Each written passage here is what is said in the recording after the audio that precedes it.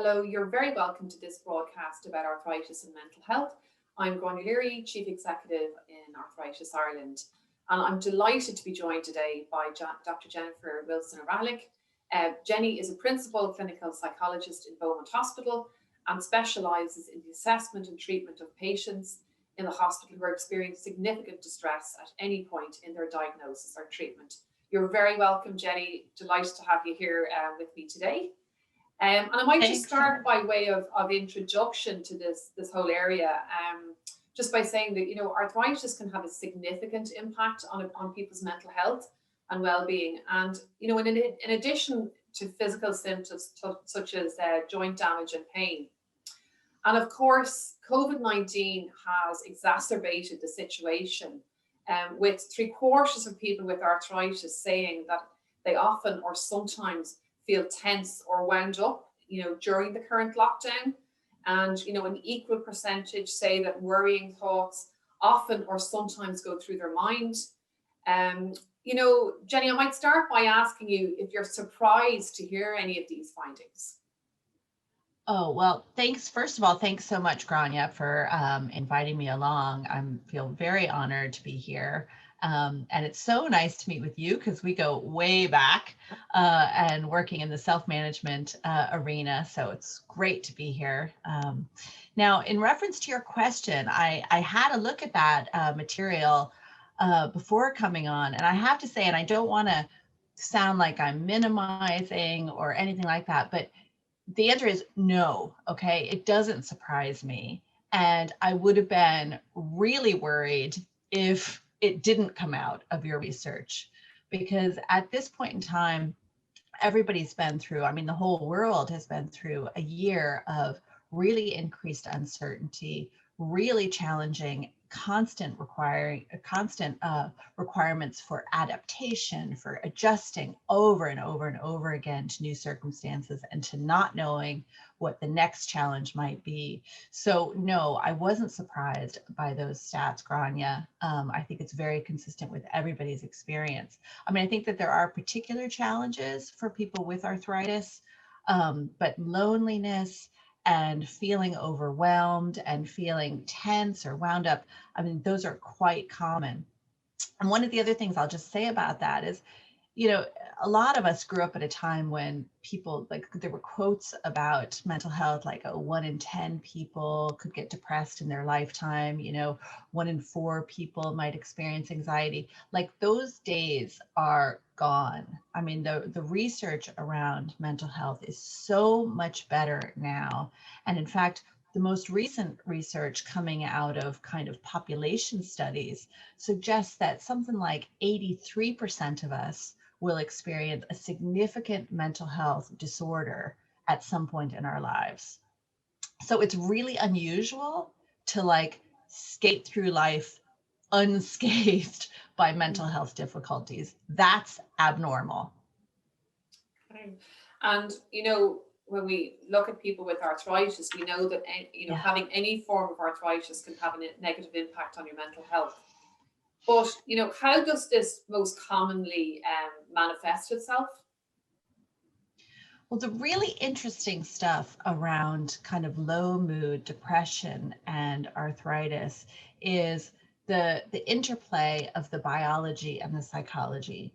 So one thing, it's really easy to look at people with arthritis and say, okay, because they're in pain, because they have less opportunity for social interactions, because they're maybe less able to exercise at some points in their disease process, that of course they'd be more depressed, right? And there is a component of that kind of behavioral piece, but there's also a very biological component with some forms of arthritis that people are only just really learning about in the last 10 years, looking at the inflammatory pathways, that in fact having arthritis can make you more vulnerable to depression apart from your actual behavior, that it might be another symptom of a condition that you have, depending on the type of arthritis that you have. So it's really, I think when we think about stigma and that sense of being, of not coping, what we're missing there is the fact that depression or anxiety can be part of the disease process. It's not because people aren't coping. I mean, I hear a lot about that, like that idea in the hospital where I work. You know, people think of coping as like an on and off switch, like, oh, she's coping really well, or oh, he's not coping, or that kind of thing. And really, that type of thinking gets in the way, because just because we have periods of low mood, just because there are times when we feel really overwhelmed, or anger is another one, you know, just because we might get super, super angry sometimes. I mean, that's my favorite one, right? It doesn't mean that we're not coping. And so thinking about it that way too, that like strong emotions happen, difficult times happen. It's very common across the human condition, but it also might be part of the disease process that you are experiencing. Yeah, and I mean, mental health, I suppose, is an umbrella term for, a range of symptoms or experiences that a person might have. So, Yeah. what symptoms, might a person experience? Well, it's a really interesting one. That's a good question, because I mean, there's a lot of talk now too about mental well-being, right? And so sometimes people are thinking like, am I doing everything I could be doing? Like, am I, self-actualizing, like that idea of getting better all the time, and that's about like well-being and that kind of upward trajectory of constant improvement. When we're looking at something like mental health, what we're looking at is, how can I maintain a pretty level mood, some hope for the future? How can I function in my relationships, in my work, and am I playing? I mean, those are the three key areas that go back all the way to Sigmund Freud. It's like, am I able to maintain relationships? Am I able to do something productive, whether that's work outside the home or creative work or work inside the home, even, parenting. I mean, that is the most creative task I do. And the hardest work I do. And finally, is there some room in my life for play? Am I able to enjoy things? So when we're thinking about mental health, that's what I would be thinking about. Are those three things happening for me? And if they're not, is that because I'm feeling hopeless, or is it because I'm feeling overwhelmed or so frightened about what might be happening that I'm held back from things that could support me? Or is my mood so low for so long that it's now getting in the way of me functioning in one of those key areas: play, love, and work? So I hope that answers your question, Mm, Grania. yeah. Is that kind of where you're headed with that? Yeah, and I suppose, my next question would be really in relation to, we know when it comes to arthritis that pain is the number one symptom that people Yeah. experience, and it's the one that, many people focus on and talk about. But, when it comes to, emotional well-being, is there a connection between physical pain and emotional well-being? Well, I mean, I think, it's hard to overstate the impact of pain on people's experience. It's another real barrier to quality of life. And it's the kind of thing that people might hear, maybe even from their childhood or from their first experiences, an idea of, oh, you just have to kind of get over it, like just ignore your pain and get on with your life. That type of discourse can actually be can kind of be like what the Buddhists would call the second arrow. It's like, I have pain, and then I have another whole expectation that I should be able to do everything I want to do, even though I'm in pain. And that creates a whole nother kind of cycle of kind of frustration and guilt about what I should be doing and why am I not, so all of that stuff is like the mental health piece around pain. But working with pain itself, it's some of the major work of having arthritis. It's like, can I pace? Can I treat my pain in a way that is wise? Can I work with my healthcare professionals to manage pain while still maintaining a quality of life? Because sometimes people can feel like they can manage their pain, but that leaves them in a place where they have really low energy, or where they're not feeling like themselves in terms of like the quickness of their minds, or the intensity of their relationships. And so it's like continuously trying to find a balance between treating the pain enough so that I can do what I want to do, or most of what I want to do, while still feeling like who I am. And one of the challenges with that, and again, this is like in the last year, we've had like a master class in this, is like the constant adjusting. It's like sometimes with people, when people have a pain condition, they get a nice kind of medium space where they're able to tolerate the pain that they're in, but still maintain a good quality of life. And they think, okay, I've got it. Like, I've got it. And the challenge of having a long-term chronic condition is that, of course, it changes. Something happens in their biology that shifts their pain experience, and they have to go back and readjust.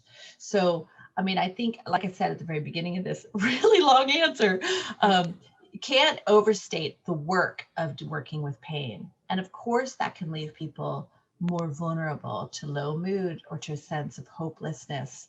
Of course, it can leave people more vulnerable to fear about the future and about being able to do what they want to do. And it calls on those extra strategies for that kind of balancing of activity, quality of life, and treatment for pain. Okay, thanks. No, thanks for that, Jenny. Yeah. I mean, what I'd ask you next, I mean, is, at what stage might a person seek, help and support? Do you mean in terms of their mental health? Is that in terms of their mental health? Yeah. Yeah. Okay. So when we think about kind of mental health disorders, when I'd have somebody come into my clinic, and maybe I'd be doing an assessment and looking at all the areas of their life and what they're up to and their history, and what they hope to get out of meeting with a psychologist or whatever. And when I'm thinking about diagnostics, I'm thinking about the difficulty that they're experiencing at the moment, but also kind of how long that's been going on, and how much their thinking, their emotions, their kind of behavior, how much that has been affected, for how long and at what intensity, and how is it impacting on their functioning. So that, I find, is a really helpful way of thinking about, when do we look for help? Okay, so it's like everybody has really tricky times. Everybody has really challenging times. And even if you're noticing, okay, this is really hard for me, the question shouldn't be like, do I need to seek help? The question should be, who would be most helpful to me now, right? Because sometimes that's your partner. Sometimes that's a friend. Sometimes, I have 3 sisters, 2 of them are like really good at that. One of them is just a lot of fun, And so when I'm going through a really tough time, it's like, okay, well, who would be the most helpful to me in this moment? Okay. Yeah. And So then it mightn't always be professional help. It mightn't always be. it might be a part of your support network that you have. Or kind of a generic kind of support thing. So like, for example, like the HSE has all these resources for people to get counseling, or to just talk to somebody on the phone, or even courses, like free courses, like something like stress control, which is like a free course. It's got amazing evidence. You don't have to talk to anybody. You can just go on and watch the seminars, and that treats anxiety and depression as well. But as you're kind of thinking about where I am in this spectrum, right? So maybe something like a partner or a friend, maybe then something like, okay, a generic kind of intervention, like living well, like you guys do, or stress control or something like that. If you're noticing that a lot of your functioning is impacted, like if I say to you, okay, well, why did you check out stress control? And you're like, you know what? I can't even, like, there's not a chance I'm going to like find that on the computer. I'm going to make that call, or I'm going to log it. If you feel like your overall functioning is inhibiting you from getting support from the kind of local network, well, that's a really good cue to say, all right, I need to actually talk to somebody like my GP, or somebody that, I even like something like Samaritans. I mean, these kind of kind of call-in services like Pieta House, Samaritans, even like something like Spun Out for young people, all these things, they're really great in themselves, but they're also really great for signposting. So if you call up, they'll say, okay, there's this, but there's all these other services out there that might be better for you. So even just to get that first kind of contact can be the most important thing. And that kind of leads me nicely on to my next question is, how might someone know if they're actually experiencing long-term or, clinical forms of depression? Yeah, so there's like a list of symptoms, right? And so something like I would use the Diagnostic and Statistic Manual for mental disorders, and they have a list of symptoms, and they'd say if you have five of these symptoms for more than a couple of weeks, well then you could potentially be diagnosed with a clinical depressive disorder. So those are things like very intense fatigue. Those are things like weight gain or loss that's unexplained. Things like a feeling of worthlessness or helplessness or a really low mood. Also something like poor concentration or not being able to to feel like yourself even in conversation. And obviously things that would be really important to pay attention to would be thoughts of death, or thoughts of suicide, or thinking that maybe people around you would be better off without you. I mean, those are really important cues to say, what, this is just not something that can be solved by thinking more about it. I really need to talk to somebody else about this. And that kind of catching that is the first step, noticing, okay, actually, I've been thinking about this. I've been wondering about this. I've been trying to give myself a little bit of a kick in the pants to get going, and it's just not happening for me. Okay. And if that's true for you, well, then let's just say, all right, that didn't work. You're going to need somebody else to give you another suggestion. Because sometimes when we're in those thinking cycles, we think, if I could just figure this out, if I could figure out what's causing this, or if I could just figure out, how to solve it, well, then I wouldn't need extra help. But that probably would have already happened. So if you're experiencing it for, more than a couple of weeks, say to yourself, all right, I need some kind of external input here. Does that make sense, Gráinne? Yeah, no, that's really clear. Thank you. Makes perfect sense. Let's just talk about some of the other feelings that people might experience in relation to their mental health when they're living with arthritis. So, when people are living with a health condition like arthritis, they often experience maybe a sense of guilt and shame about their disease, which, look, can be fueled by feelings that they're letting others down by getting sick, or, maybe, that they should be managing the situation better, able to do more, be stronger, overcome it. What advice would you give to somebody who's feeling that way? Gosh, yeah, a lot there. Yeah, a lot to digest. There's a lot there, but it's heartbreaking to me. I mean, I've been in this gig for a really long time, Gráinne, and it still surprises me, that I'll see somebody on a ward or in an outpatient's clinic who has arthritis or who has diabetes or who has, inflammatory bowel disease or something like that.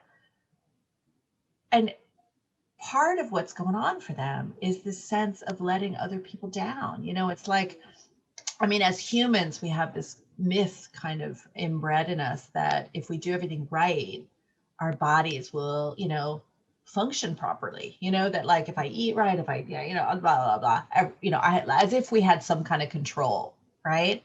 And what I know face to face with suffering every day is people can do everything right and still get sick. Sometimes it's just really rotten luck. And so what I encounter is people kind of with that mindset of, how did I let this happen? Or, I don't want to be a burden on my wife or my husband or my kids, or I'm letting my children down because I can't run around like I used to, or like I see other moms do.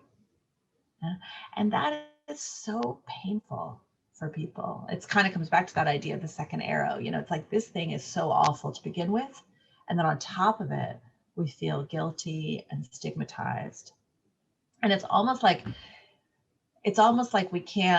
we as humans can't bear to think of our bodies as being time limited, that the idea of our bodies being disrupted, of dying, of all those things, it's so hard to think about that it's like we have to pretend like we always should be healthy. Mm. And that is just really challenging, really, really challenging for people. So yes, I agree with you. That is a real part of what a lot of people, not everybody, but what a lot of people can experience. And I find the best antidote to that is for people to talk to other people who have chronic conditions. And I mean, that's one of the beautiful things about patient organizations, like, things like Arthritis Ireland, where, there's other people there who have the condition, who really understand it, who understand the complexities of not just having a condition, but having a condition in a family, in a workplace, in a wider community environment, and who have, ways of talking about it that make it more realistic. This is the actual thing that's going on with your body. It's not because, you've done something wrong. And I know people know that, but it's like, it's almost like it's underneath that. It's like, how did I let this happen? It's like, oh man, that's so hard. Do you think that issue is sometimes exacerbated when, you think of a condition like, arthritis or inflammatory bowel disease, you mentioned as well, where they're not always that well understood by maybe family members or friends, or people have their own preconceived ideas of what that disease is. And of course, because these diseases sometimes change, they don't stay the same over time. People can go through periods of being quite well, and then they go through periods of being quite unwell. So it's unpredictable. Do you think that affects the way people feel, that guilt and shame? Yeah, I think it does. And I think it affects them, and it affects their families too. Now, I have to say, Gráinne, like, part of my experience of working in a hospital is like I'll be talking to the person with the chronic condition, okay? And they'll be saying to me something like, I don't want to burden my wife. I don't want to go into all the details. Like, she worries, she's, I don't want to add all of that on top of the fact that she's got to be minding the kids more, the whole thing, right? So they're like protecting the spouse. And then I'll like walk out the door of the ward, okay? And there's the spouse, right? And the spouse says like, he won't talk to me about his condition. You know what I mean? He doesn't tell me anything. I'm always guessing. I always have to catch doctors in the corridor, this whole, and she's trying to protect him, right? And so it's like both people are trying to protect each other, which means that the communication isn't happening. Yeah. So I really hear what you're saying around the person themselves feeling stigmatized or guilty. But what's interesting to me is that sometimes that's like a network issue, and sometimes our families can tolerate more than we think they can. Not all the time, right? Sometimes they're fed up. Like, I got to put that on the table. That's reality too. But sometimes a little bit of communication actually smooths things out, because it's like, the whole idea of a problem shared. So there's the actual kind of frustration of our families, but then there's also our perception of their frustration, and those aren't always exactly the same. Yeah. So Jenny, we all have thoughts about ourselves and how we interact with the world, and I suppose when that self-talk is positive, we kind of feel happy and joyful. But I guess when it's negative, it can make us feel, unpleasant emotions such as fear, anger, frustration. How might somebody change that negative thinking to more active, helpful thinking? Yeah, well, you're really in my favorite space now, Gráinne. it's like, okay. Okay, so thinking is so important, right? And it really, I mean, when we think about the way things kind of fit together, right? We've got like, you know, our wider environment, right? But within that, we've got our mood, we've got our body, you know, how our body's functioning. We've got our behavior, like what we're actually doing and interacting with. And we've got this thinking, right? It's like, what is actually happening in terms of our thoughts? And that is so powerful because it connects to our mood, our bodies, and our behavior, and it connects to the wider environment. It's like the way that we interpret everything, right? So if we have a really bad night's sleep and we have really, like if we wake up and we're like, oh man, was rotten, you know, but you know, whatever, and kind of get on with things, that has one impact on us. And then if we have a really rotten kind of night's sleep and we start thinking like, I actually can't cope with not this little sleep. And like, what if I don't sleep well tomorrow? And what if, you know, and our thinking can hook back into a change in mood and then gives us more information, and our thinking switches to like, oh my gosh, you know, how is this going to work? You know, all that kind of threat-based, risk-based thinking. That has another impact on the way our body's functioning, you know, all this stuff fits together. But what's really important from this for me is that people don't think I'm saying like, oh, you really should put a positive spin on everything. It's not about positive thinking. It's about realistic thinking. So the first step is noticing what's happening with our thoughts. Like, are we tending toward risk, threat-based thinking? Like, I can't manage this. What if, what if, what if? Or are we more realistically evaluating things like, this is bad, but you know, also I have some skills here, also I have some resources, or also I have some resilience. So the best, okay, so here's where I'm getting really excited. So the best antidote to that type of thinking, first is noticing it, right? And challenging it, maybe trying to make it more realistic. But there's a really good strategy to do with compassion.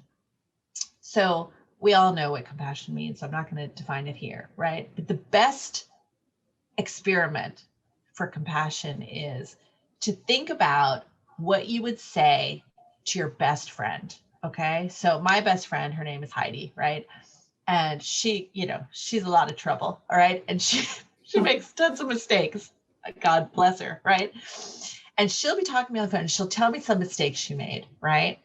And what do I say to Heidi, who I've known for, God, so many years? Like, I can't believe you screwed up again. I would never say that to her, right? I'd be like, you know what? She was asking for it. Or, you know what? Like, you've done so much for that company. You know, mistakes, you know, are kind of, you know, in part of the human condition. Or, you know what? You were exhausted, you know, and I'd have lots of compassion for a mistake that she makes. Now, if I make a mistake, what do I say to myself? Do I say, oh, Jenny, you know what? You're really tired yesterday. It's no wonder you made that mistake. Or, oh, Jenny, you know, you've done that so well so many other times. Like that was just a once off, or, you know, it was just bad chemistry. Like that is a really good question, because we have like an inbuilt attachment mechanism to be kind to the people that we love. All right. Yeah. It can be really hard to turn that back to ourselves. And so thinking about it that way, right? So like, what is my discourse? What am I saying to myself? And would I say that to my best friend?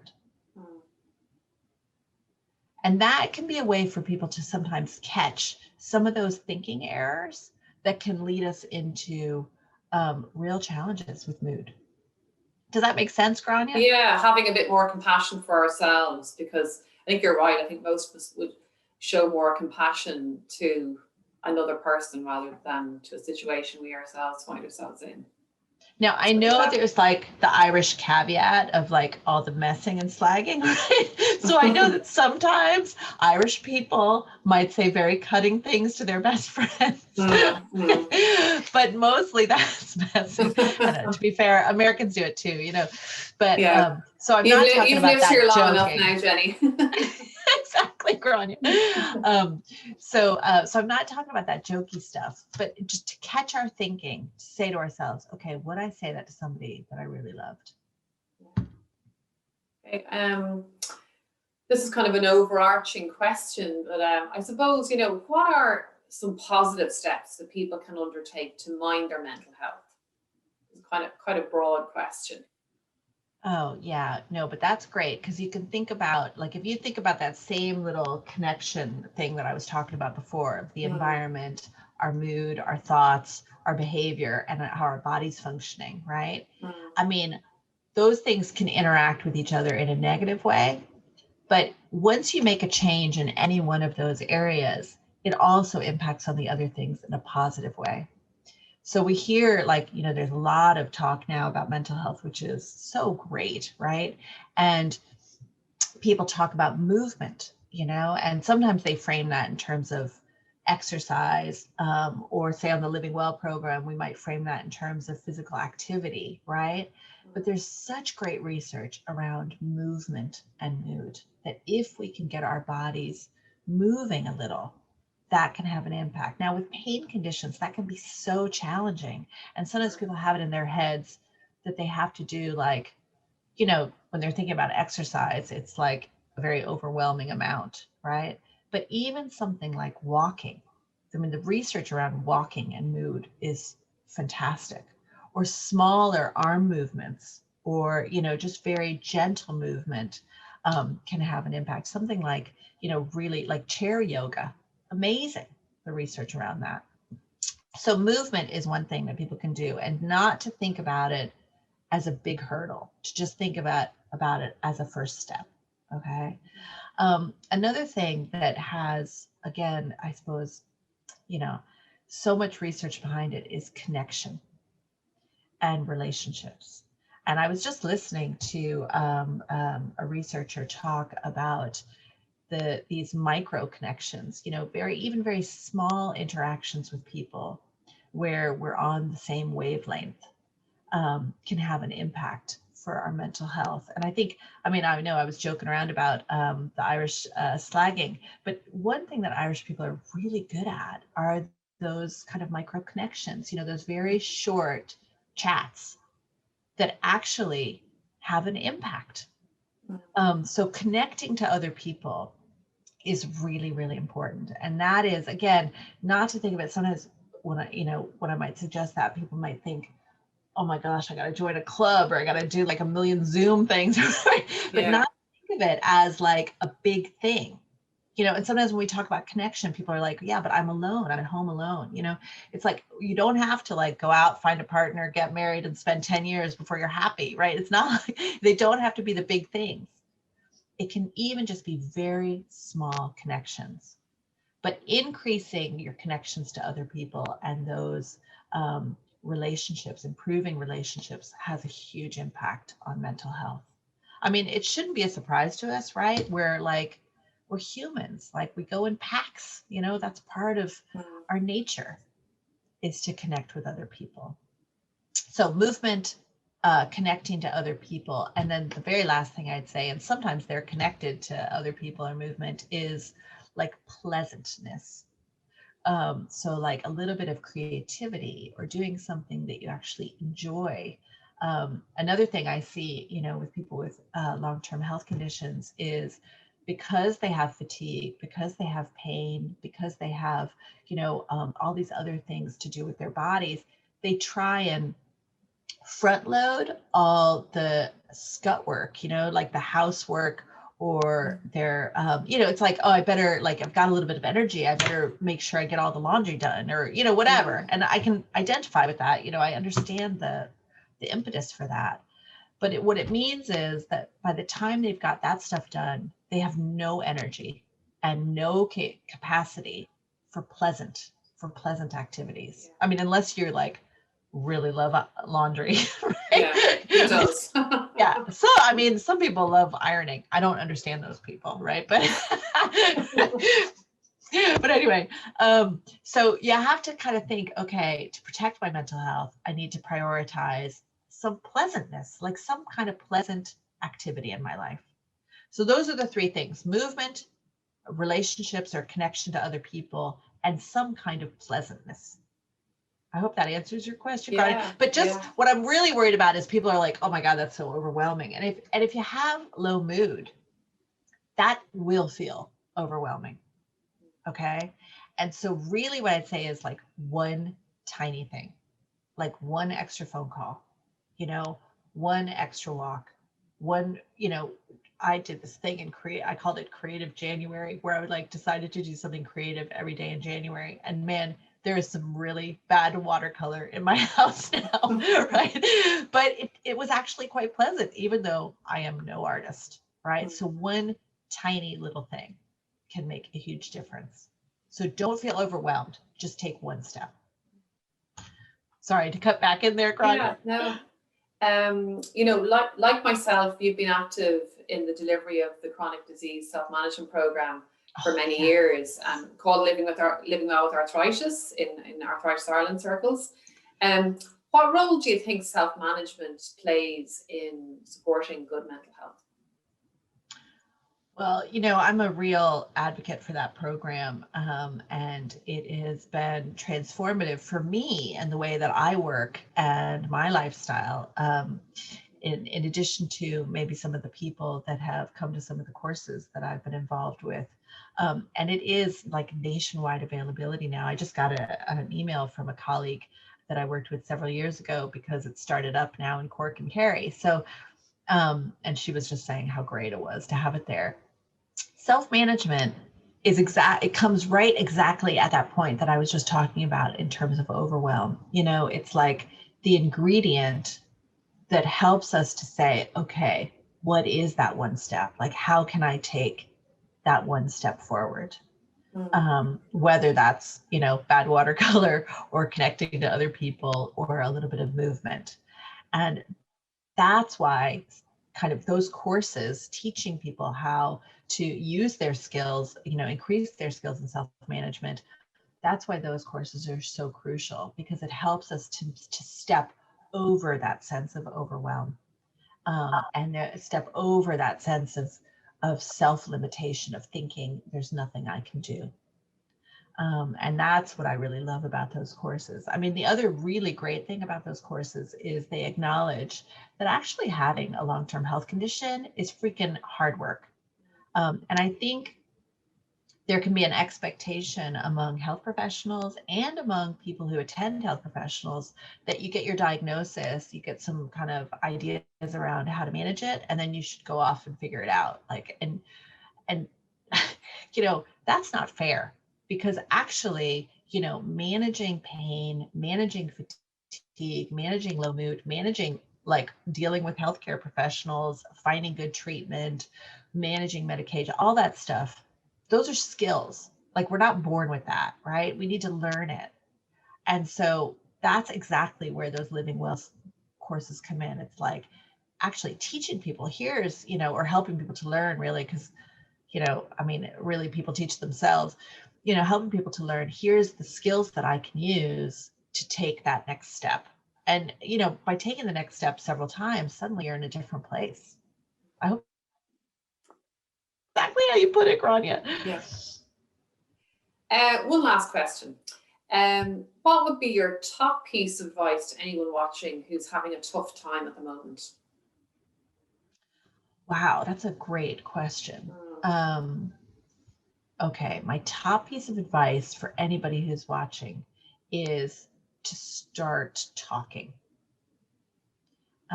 Whether that is to the person in the house with you, or if you're on your own, picking up the phone and giving somebody a call, talking to the GP when you're there anyway, you know, bringing up mood. Now, I have to say GPs are really great. Most GPs now will talk about mood because they see how, you know, how much of an impact that can make. Calling Arthritis Ireland and saying, you know, what about those courses, or can I get some support, or what do you suggest? You know, just start talking. You don't actually have to do anything that anybody suggests. I mean, obviously I'd say, you know, take on board what, you know, if it's real, but actually just starting the chat, starting the conversation is the most important thing. Saying, this is really terrible and I need some help. And you join like the 83% of us who have that at some point in our lives. Yeah, great answer. Hey, thanks. And that was my last question. So thank you so much, Jenny, for your time today. Really, really appreciate the time that you've given to us. And thank you to everybody for watching this video. You'll find lots more information about mental health and arthritis on our website, arthritisireland.ie. And just a reminder that we have dedicated support groups on Facebook, and you can also contact our helpline to chat to one of our volunteers there on 0818 252 846. Take care and see you again soon.